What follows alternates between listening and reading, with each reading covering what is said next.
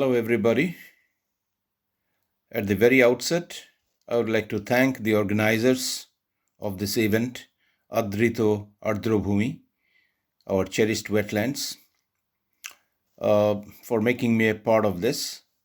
And I would like to dedicate my talk today to the memory of Professor Abhik Gupta, who was a path-setting wetland scientist of national and international repute. Now, the term wetlands is like an umbrella term which which includes so many types of systems, ecosystems. Some of them may be freshwater, such as oxbows, swamps, marshes, many riverine systems, as I said, oxbows, riverine lakes, floodplain lakes, other floodplain systems, lakes, ponds, and many other playas, and so many different kinds of freshwater systems. There could be marine and estuarine systems like tidal marshes, tidal flats, then tidal swamps, mangroves, and estuaries, and so on. So it's a great variety of wet habitats that the term wetlands encompasses. But nevertheless, each one of them has its own unique characteristics, but still all the systems, they share certain features, common features. For example, hydric soil that is characterized by frequent, prolonged, inundation and saturation with water, which may be throughout the year or maybe for a large part of the year. Then very specialized vegetation that grows in these systems, hydrophytes, which are important constituents of wetland vegetation. And also the water table is at the surface for most part of the growing season, and land remains covered by water, either throughout the year or seasonally. So these are some of the characteristics. And wetlands have different kinds of values and significances. And depending on what you are looking for, you may find many kinds of values in a wetland. Say, for example, if you think of waterfowl, then they are very important habitats for waterfowl conservation. You know that we have the Ramsar Convention, looking after the ecology and migration of waterfowl and their protections all over the world. Then we have, these systems are very important for fish migration, fish spawning and breeding, and so on, and for fisheries, commercial fisheries even. Then high diversity of aquatic and semi-aquatic plants, algae, invertebrates, so many, very high biodiversity, and they play a key role in the mobilization of nutrients, transformation and cycling of nutrients, and so very important part in as far as nutrients are concerned, and many other ecological, hydrological, and geochemical functions. Then water storage and supply, flood mitigation, you name any value, educational value, scientific value, cultural value, all these are there in the wetlands. But ironically, few decades back, they were considered as wastelands. And one of the major policies followed all over the world was to reclaim wetlands rampantly, for agricultural and urban industrial expansion. And that way, many wetlands all over the world got lost forever before we realized the great importance of wetlands. So, in fact, today what I would like to do is highlight the wastewater treatment potentials of wetlands, especially through the process of phytoremediation of water contaminated with xenobiotic substances such as organics or heavy metals, or otherwise impacted in terms of their water quality. Now, phytoremediation, if we give a formal definition, we might say that it is the use of green plant-based systems to remediate contaminated soils, sediments, and water. And it is a relatively simple method, cost-effective, solar-driven, environmentally friendly, yet effective technology for removal of contaminants and also for improving the general water quality. And phytoremediation involves processes that are taking place in natural ecosystems, all natural ecosystems, forests, grasslands, wetland vegetation, everywhere.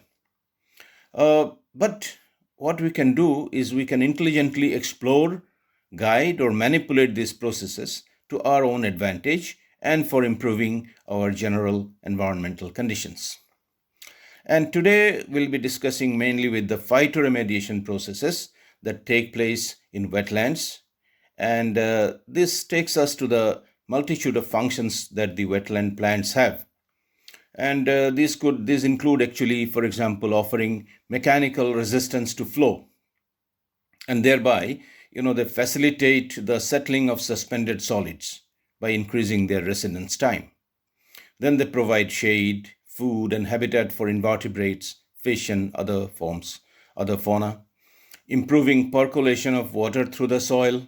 Then they add organic matter and promote microbial growth by increasing the surface area.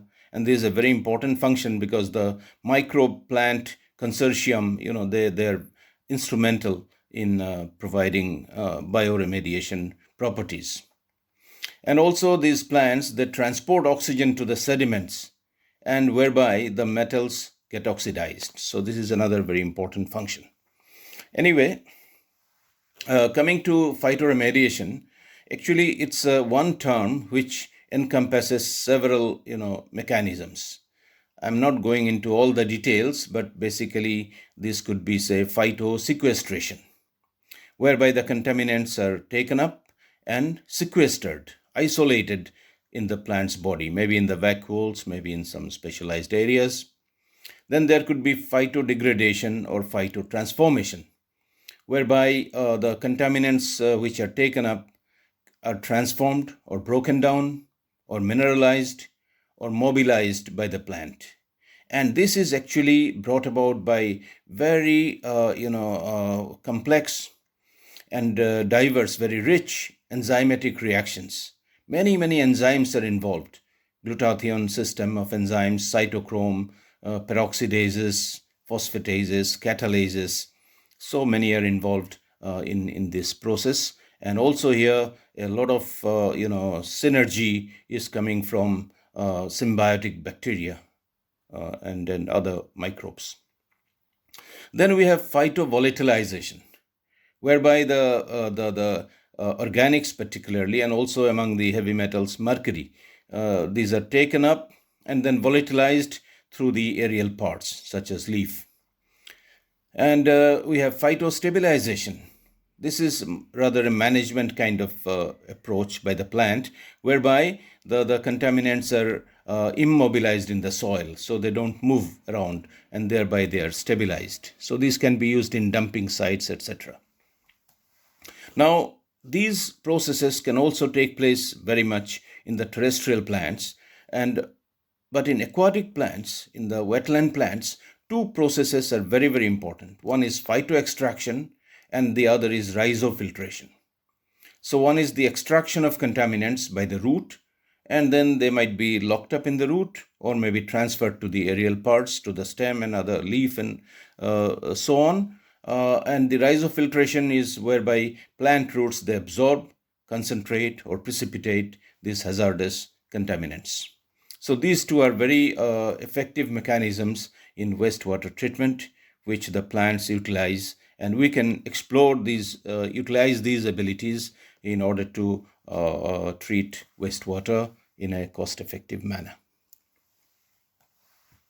Now, like every process, every process has its pros and cons. So what are the advantages and disadvantages of phytoremediation in wetlands? Pros, of course, are quite a few. For example, wetlands are aesthetically pleasing, environment friendly, inexpensive. If you think of conventional treatment, The cost of phytoremediation may be 50 to 80% less, can treat a broad range of environmental contaminants. And if you have sophisticated, techniques, and maybe now or in near future, we can extract, we can recover, costly stuff like heavy metals from these plants, and their value can be enhanced because you can say plant use some economically important species and thereby also generate livelihood and employment opportunities. But there are cons also, disadvantages, because they're most effective in a shallow depth, whether of soil or of sediment or of water. In water less than 5 meter depth. So below if the contamination is very deep down, then phytoremediation may not be so effective. Also, mostly it takes a lot of time consuming. But now more and more studies, in fact, we have also seen that it may not be so in all the places. I'll talk about this later more. And then affected by climatic conditions and so on. Survival of the plants may be affected by the toxics, and also some plants which are edible, they may transfer these contaminants into the food chain and thereby pose risk to human health. So these are some of the cons that we have. Now, considering these issues, constructed wetlands have been used very extensively in wastewater treatment, where the concept of phytoremediation is put into practice.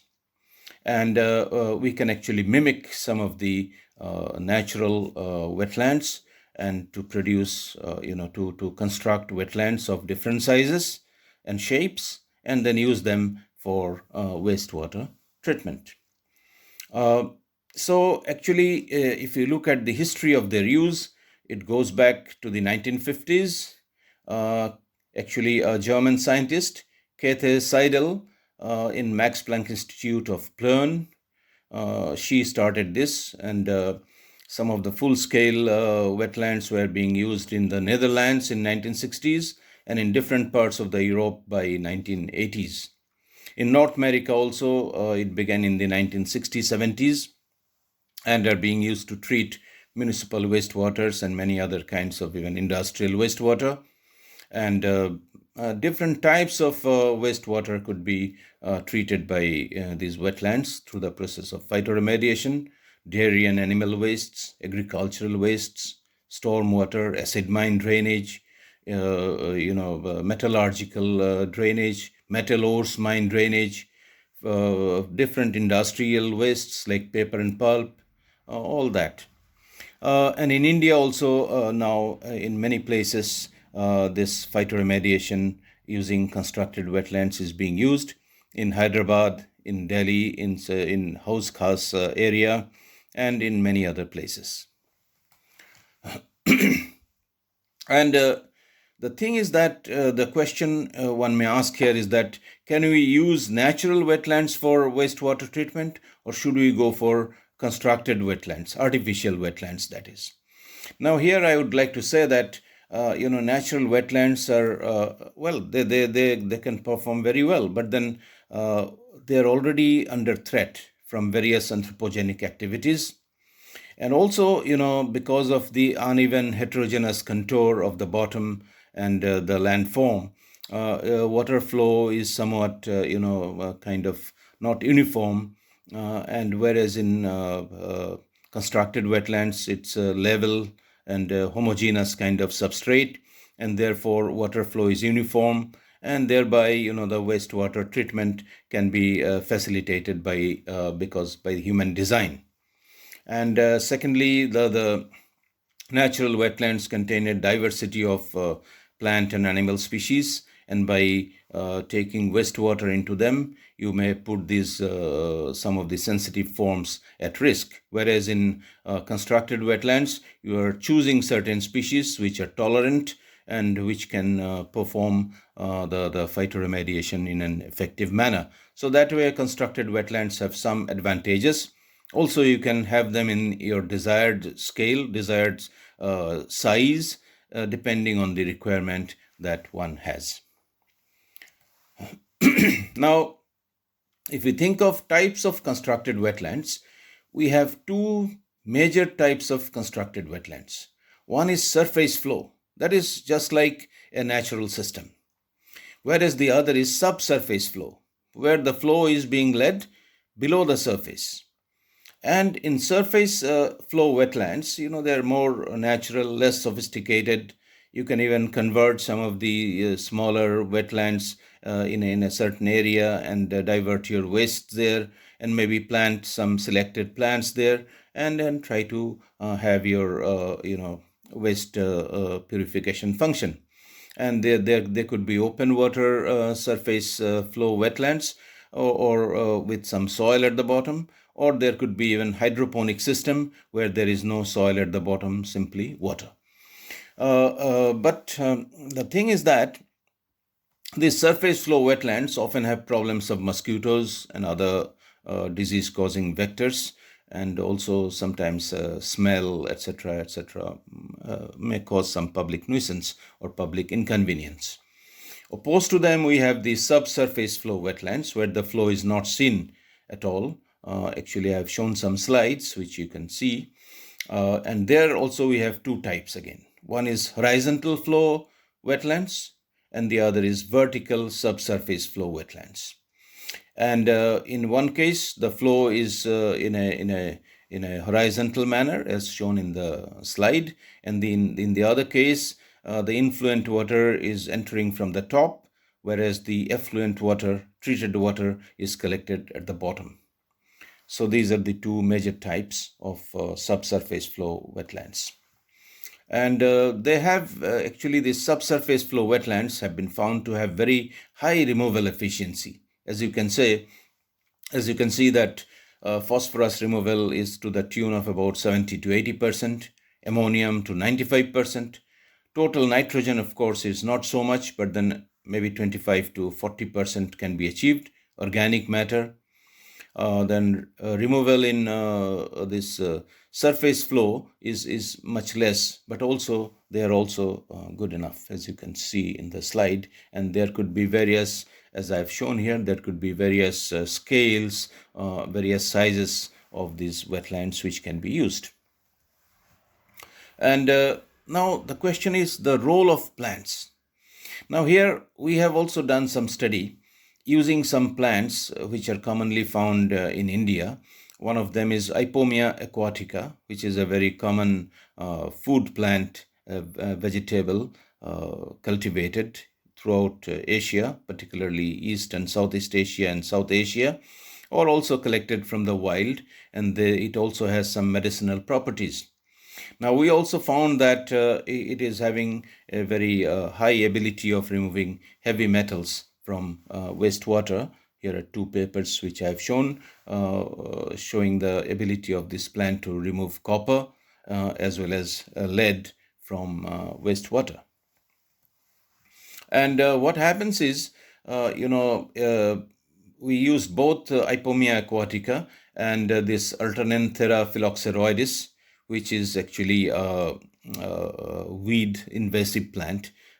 Even Ipomia is considered an invasive plant in many countries, but not in India. And they can form extensive mats in water. And they can also absorb a lot of xenobiotics from the water, and also can improve general water quality. But we also found that when the water is having a high amount of level of copper or lead, then some sort of necrosis sets in at the base of the plant, and that is an indication whereby you can see that perhaps some heavy metals are present in water. But this plant also has the ability to propagate vegetatively, and therefore we find that and we are hoping that it will serve as a very useful resource for using in constructed wetlands, whereby one could easily plant some pieces with some nodes, and they will grow roots and then perform the wastewater treatment function, and then they can be removed and just cut and the top can be planted again, the non-necrotic part, and it will grow again. Here you can see like how advanced necrosis in the basal part, and also some necrosis in the middle part, but non-necrotic on the upper part. When we analyzed the metal content in these three sections, we found that the upper part does not have much metals, but have higher protein and carbohydrate content. And we could just excise the upper part and again replant them, and they grew some roots, and then again started functioning in the removal of metals. So that way it's a very, very useful resource and a multi-use resource actually, which can be used for phytoremediation. Also, we tried metal mixtures, chromium and manganese mixtures, and a similar result could be obtained.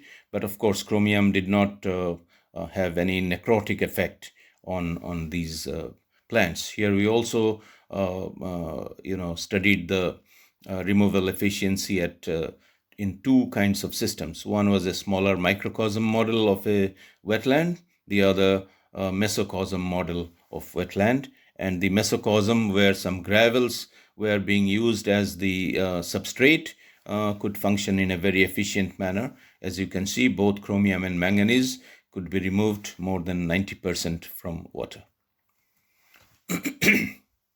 This shows these graphs. They show how this plant can remove chromium and manganese from their mixtures, because in nature we mostly have metal mixtures.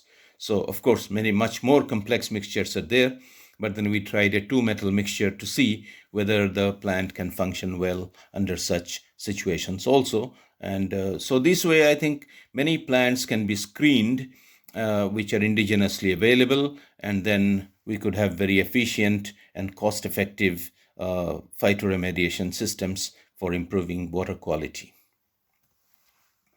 Now, besides these studies, there are very well-known success stories in wastewater treatment by phytoremediation. I've just cited some examples here, say using Phragmites australis, which is a reed, very common reed that we find, and they could use it in some dairy waste, which has very high BOD. Actually, dairy wastes are known for their high BOD, and here you can see that from about 1000 milligram per liter, it was brought down to around 57 milligram per liter, which is really exceptional, very remarkable, efficiency.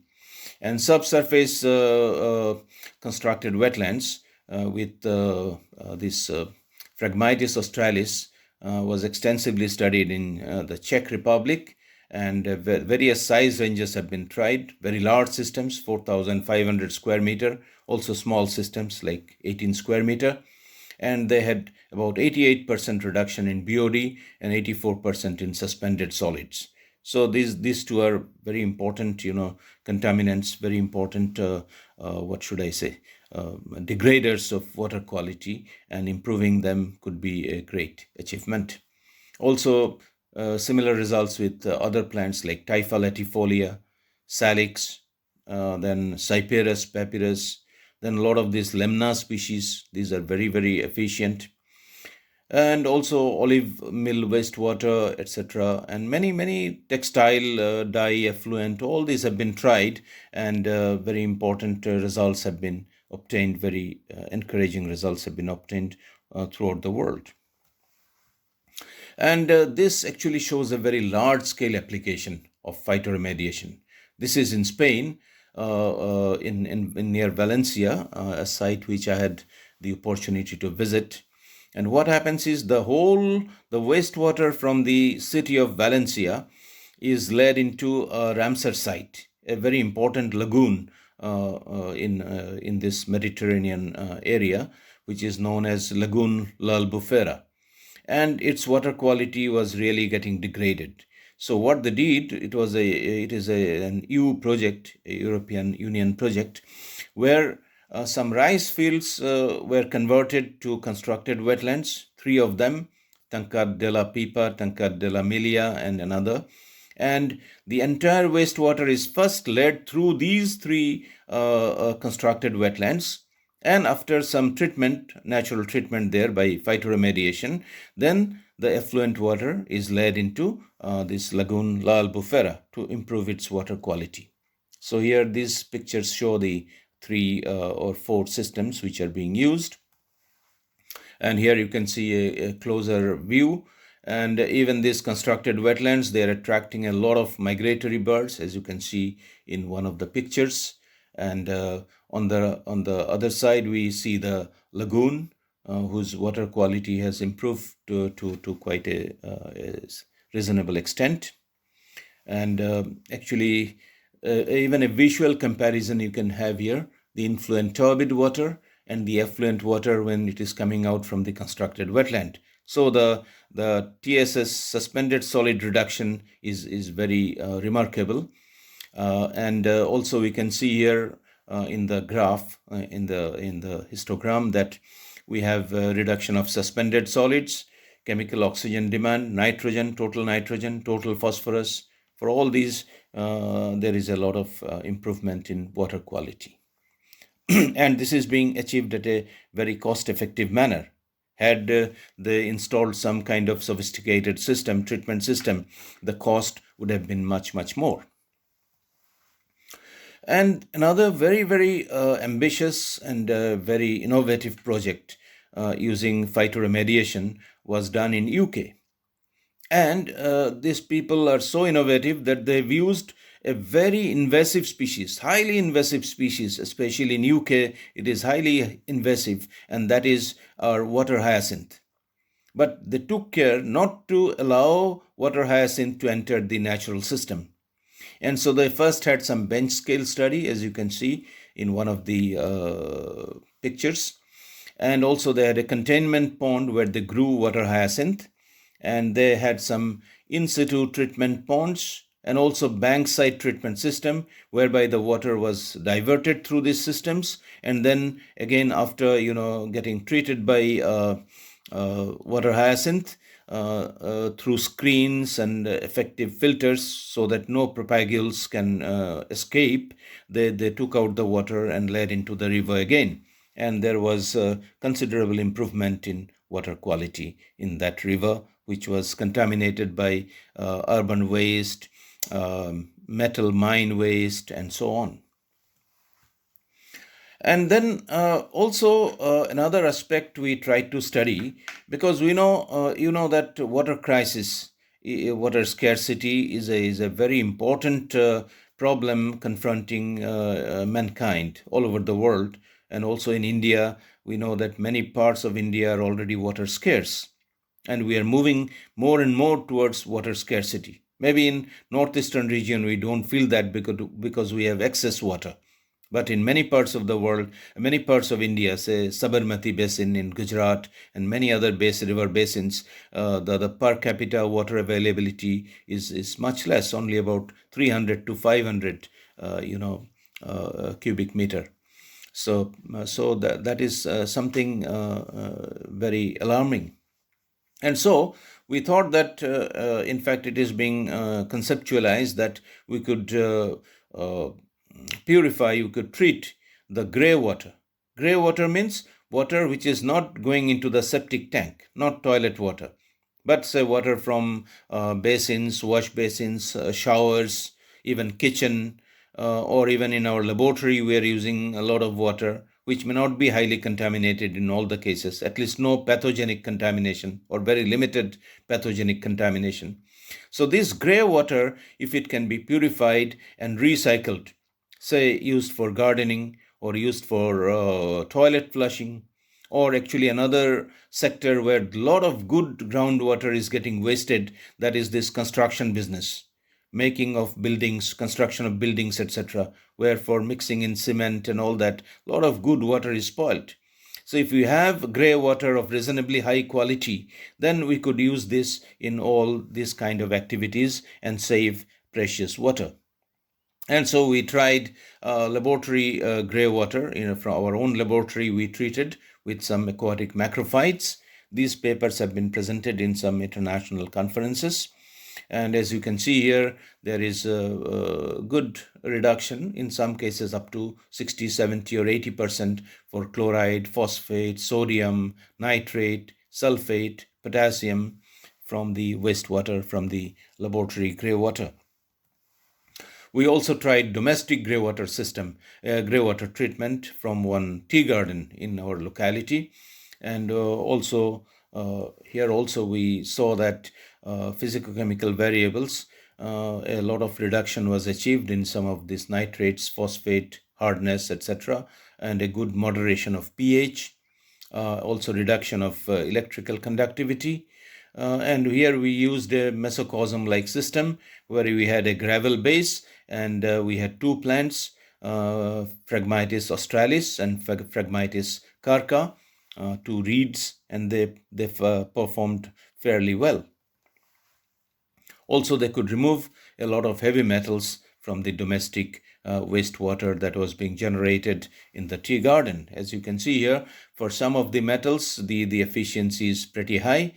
Chromium, then iron, manganese, lead also to some extent, nickel, zinc, but again not so efficient for copper or less for cadmium. But anyway, it was functioning well for several heavy metals. And then we also tried kitchen grey water treatment. Kitchen grey water is more challenging. It can vary a lot. If you have put a lot of, for example, one day your kitchen waste may have lots of lemon peels, so it will become highly acidic. Another day you may have something else which will make it highly alkaline. One day it may have a lot of oil and grease. So, but we found that when we tried not the surface water system, but the VSSF, vertical subsurface flow, these wetland models were performing quite good. Good moderation of pH, considerable reduction of EC, electrical conductivity, and TDS, total dissolved solids. Then significant phosphate reduction, significant increase in total alkalinity. Chloride reduction was good, but sulfate reduction was bad. So, it depends. Maybe not all things can be treated by a single plant. So you could also have a suite of plants. Maybe two or three plants could be used in succession. One could work well for one parameter, the other could work well for another, and so on. And then, in fact, I'm drawing close to my presentation. I would just like to say that wetlands can be useful at all scales. You could have a very small wetland. The size is not a consideration. Maybe in a school building, you can have a garden based on these wetlands, and these wetlands could purify the grey water generated from the school, and it can be recycled again for some other purpose.